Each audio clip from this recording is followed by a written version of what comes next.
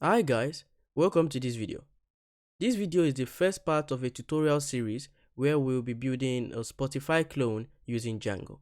So we're going to be building a full Spotify clone with all the necessary features such as listening to music, viewing artist profiles, searching for songs and stuff like that. Now in this video, as I said, we're going to be using Django and we're also going to be using a platform called Zeet. Zeet is a CI/CD development platform that helps you get to production and operate in production. The platform is great for teams running Kubernetes workload and also great for multi-cloud. In this video, we're going to be using Zeet for a lot of things, and I'm going to highlight two major things that we're going to be using Zeet for. So we're going to be using Zeet to deploy our Postgres database. So in this application that we're building, we are going to be using a Postgres database, and we are going to be using Zeet to deploy that Postgres database. And at the end of this video, we're also going to use Zeet to help us deploy our application onto the web. So when we are done building, I'm going to show you how to use Zeet to take your application from your computer and deploy it onto the internet. So before getting started with this video, click the link in the description below to create an account on Zeet so you can follow along with this tutorial. Now let me show you around what we are going to be building. First of all, let me log out and I'm going to show you the login page. So we added a feature where a user can sign up to our application and also log in. So if a user doesn't have an account, they could click on this button to sign up and create an account. But I already have an account, so I'm just going to come here to sign in and I'm just going to input the sign in details and click on the sign in button, and that is going to take me to the home page. So as you can see right here, this home page has all of the details. It has all the top artists, it has top songs. So I'm going to start with clicking on an artist. So I'm just going to click on, let's say, Taylor Swift.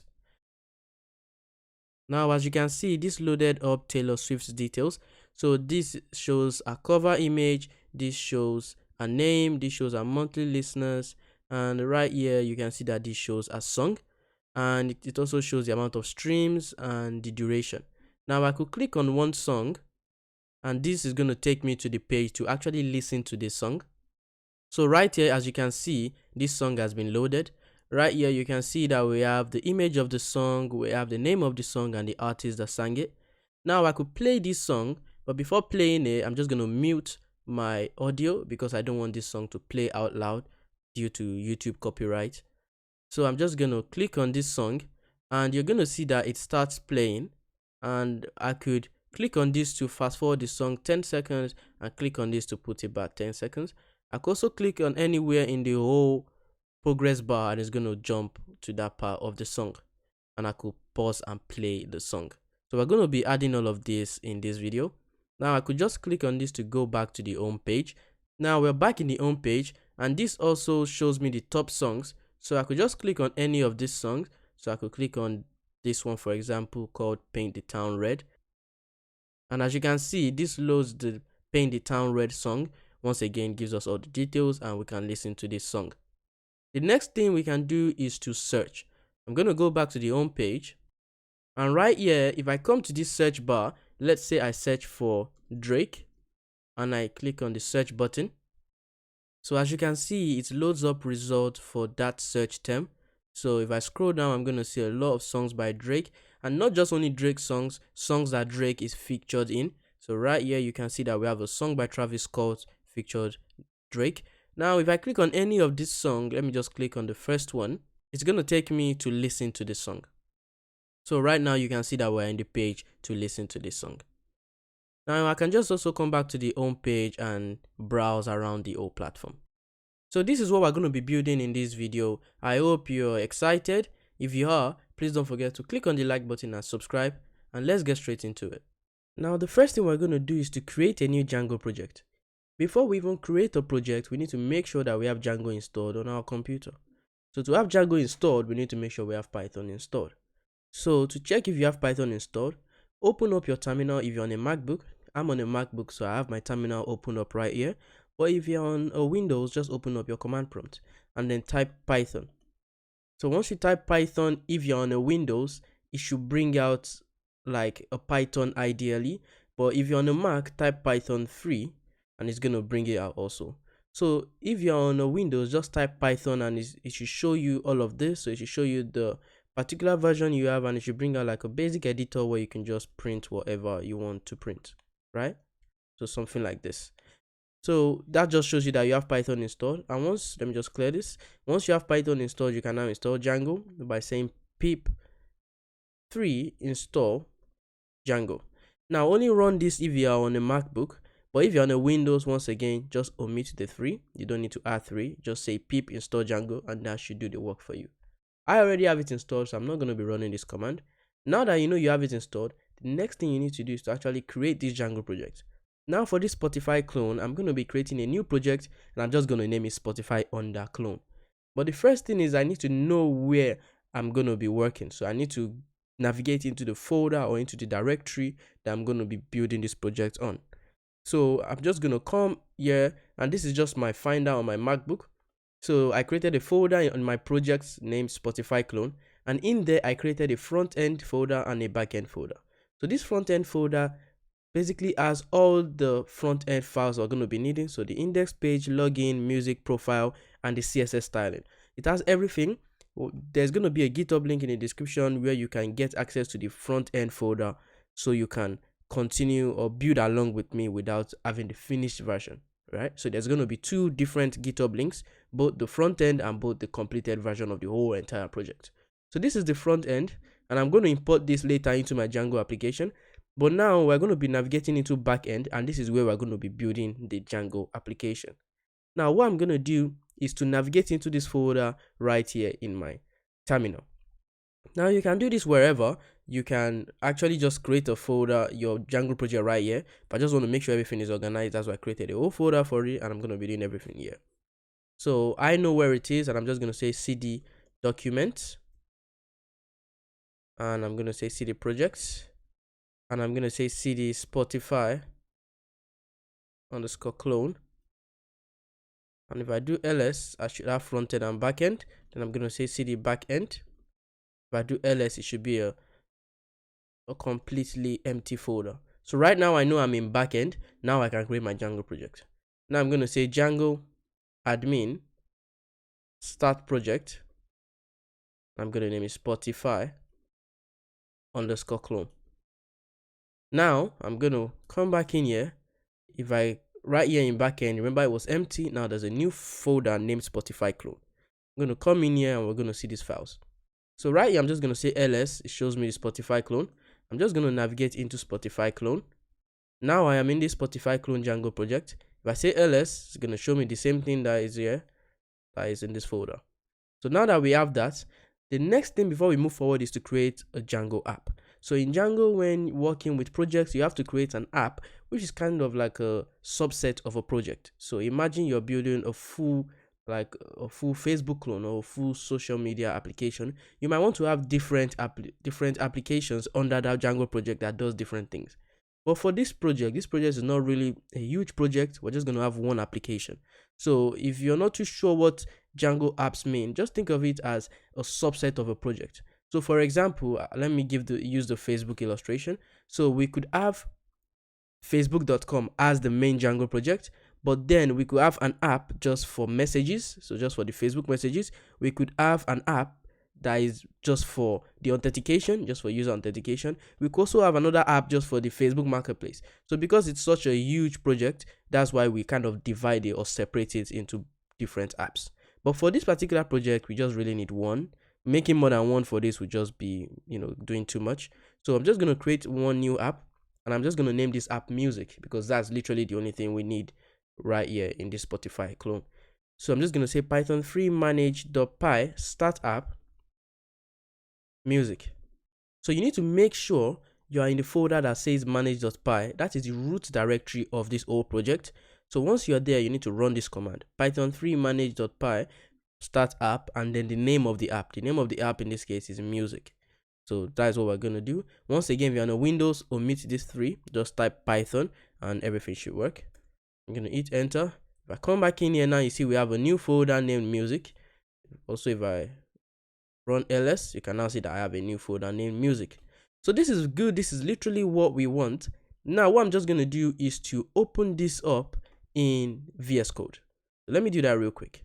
I'm going to come into VS Code. I already had this opened up prior, and I'm just going to come here and I'm going to say file, open folder, and right here I'm just going to navigate into document. I'm just going to go into projects, which I should have created a long time ago. So right here, projects, and today is Spotify clone. Back end, I'm going to open Spotify clone. So I'm going to open the root directory of this project, which is the directory that contains the manage.py file. I'm going to open this up, and now that I have this opened up, as you can see, this is working. And what I'm just going to do is to make sure that this project is running successfully. Then we'll know that everything worked successfully. I'm going to drag up a new terminal, and to run this Python project or this Django project I just created, I'm going to say python free manage.py run server. So we omitted a right here. We just have to take care of that. And good. So just ignore this error that says you have a thing unapplied. It's not really an error, it's just a warning, but we're going to take care of that later. So now we need to go to this particular development server. I'm just going to copy it, and right here in my browser, I'm going to paste it.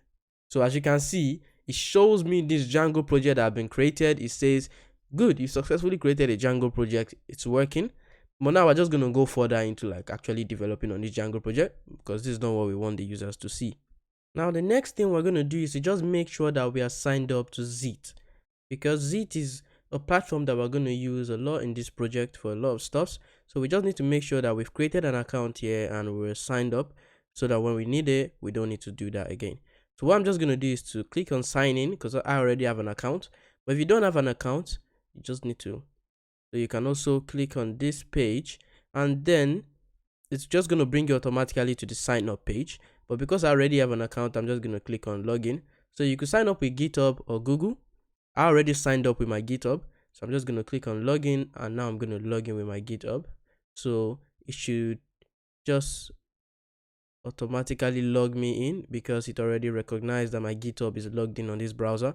So this is how it should look like once you come into Zeet for the first time, and this is just showing you that you've not deployed or you don't have any project that is running right now. That is why it says let's deploy your first project. So I'm just going to tell you or show you how we're going to use this in this project later. But for now, make sure you have Zeet, you have an account created as Zeet, and you're successfully logged in. And once you have that done, we can now go back to the Django project right here. And what I'm just going to do is to basically just set up the homepage URL. So the first thing I'm going to do right now is I'm going to come right here, and I'm just going to create a new, actually I'm going to create it right here in music. I'm going to create a new file named urls.py.